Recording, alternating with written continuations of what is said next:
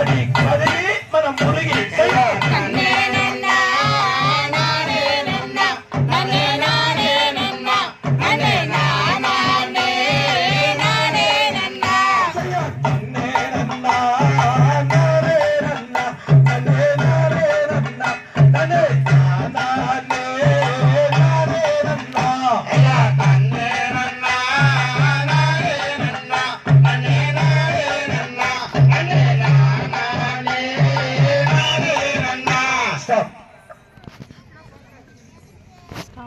நாரதா, நீ கொண்டு வந்த அழகான பெண்ணை பார்த்து நான் அசந்து நிற்கிறேன்.